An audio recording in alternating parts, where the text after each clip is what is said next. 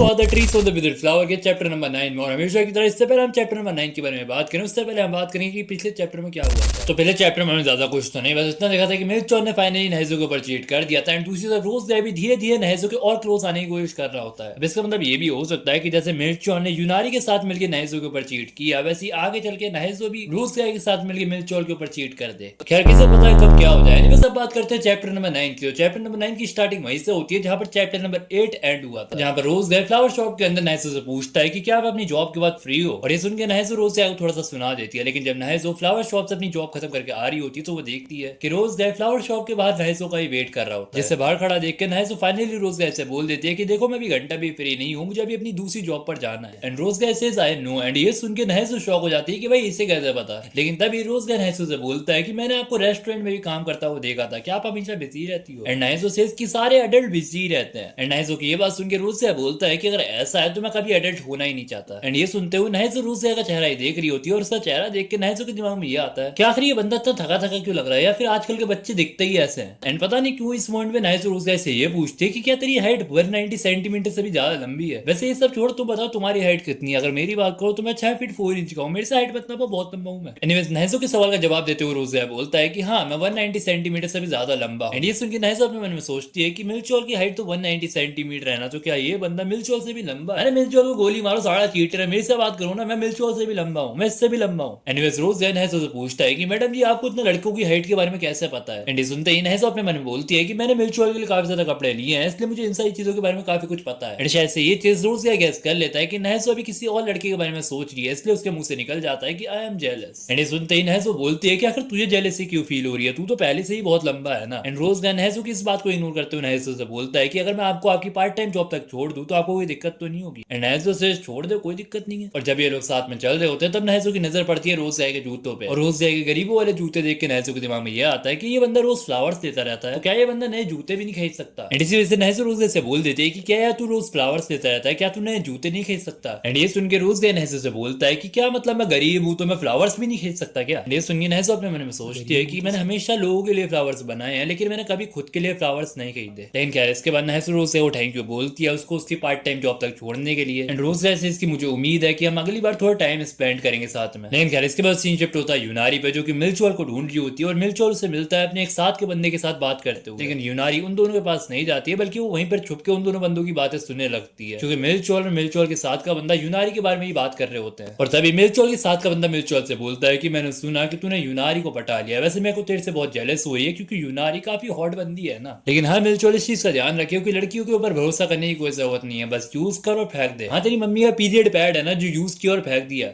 Anyways ये सुन के मिल्चॉल अपने सामने वाले बंदे से बोलता है कि तू यहाँ का असिस्टेंट मैनेजर है ना, और तुझे यहाँ आए हुए ज्यादा समय भी नहीं हुआ है, तो सुन बेटा अपने काम से काम रख। अगर मेरे काम के बीच में आया ना तो खोपचे में ले जाके ऐसी जगह घुसट देके मारूं कि ना तो कभी बाप बन पाएगा और ना ही कभी अपनी बीवी को सेटिस्फाई कर पाएगा। लेकिन क्या इसके बाद दोबारा से सीन शिफ्ट होता है मिल्चॉल के ऊपर, जो अपने मन में सोच रहा होता है कि अब ऐसे चमन भी मुझे ज्ञान देके जाएंगे क्या। लेकिन पता नहीं तभी कहां से यूनारी आके मिल्चॉल से लिपट जाती है और अपने मन में सोच ये होती है कि मुझे पहले लग रहा था कि क्या मैं इस रिलेशनशिप के अंदर सही भी हूँ, लेकिन जिस तरह मिल्चॉल ने यूनारी को डिफेंड किया उसे देखकर यूनारी अपने मन में बोल रही होती है कि हाँ मैं बिल्कुल सही रिलेशनशिप में हूँ, अब मैं इस बंदे को कभी नहीं छोड़ूंगी, ये सिर्फ मेरा है। मतलब सीधा सीधा बोलूं तो भाई को एक और खिलौना मिल गया खेलने के लिए। लेकिन इसके बाद सीन शिफ्ट होता है नहेजो पर, जिस सबने काम के बीच में जैसे तैसे टाइम निकाल कर मिल्चॉल के लिए खाना बनाया था, लेकिन मिल्चॉल भाई तो अपने खिलौने के साथ खेलने में बिजी है। लेकिन खैर इसके बाद दोबारा से सीन शिफ्ट होता है नहेजो के ऊपर, जो कि अब अपने होटल में आकर काम कर रही होती है, और साथ ही में नहेजो रोज का मैसेज पढ़ रही होती है, जिसे पढ़ते हुए नहेजो अपने मन में सोचती है कि रोज का भी कितना बच्चा जैसा है ना। एंड तभी यहाँ पर एक दारू के नशे भंड हुआ इंसान आता है, नहेजो के हाथ में एक कार्ड देकर बोलता है कि प्लीज मेरे लिए एक रूम बुक कर दो। लेकिन नहेजो बोलती है कि तुम मुझे गलत कार्ड दे रहे हो, मुझे क्रेडिट कार्ड दीजिए। लेकिन तभी ये दारू के नशे में भंड हुआ इंसान नहेजो के ऊपर ही उल्टा चिल्लाने लगता है। लेकिन तभी पीछे से एक बंदा सूट वूट पहन के नहेजो के पास आता है, नहेजो से पूछता है कि क्या यहाँ पर कोई रूम खाली होगा। एंड नहेजो से यस, एंड ये बंदा सारे के सारे रूम ही बुक कर लेता है। एंड इसके बाद हम देखते हैं उस बंदे को जिस बंदे ने इस बंदे को यहाँ पर सारे के सारे रूम बुक्स करने के लिए भेजा था, मतलब रोज गाय को। ऑफ कोर्स काफी रिच बंदा है ये, बस दिखाता नहीं है, क्योंकि दिखाएगा तो नहेजो से घंटा बात नहीं करेगी ना। लेकिन क्या तभी रोज गाय के फोन पर एक मैसेज आता है कि वो बंदा बाहर आने वाला है। मतलब वही बंदा जिसने नहसो को अंदर सुना दिया था, रोज का शायद सब इसकी तोड़ने जाएगा। एनीवेज इसके बाद हम देखते हैं होटल के अंदर का सीन, जहाँ पर होटल की मैनेजर नहसो से बोल रही होती है, जब से तुमने इस होटल के अंदर जॉब करना स्टार्ट किया तब से इस होटल के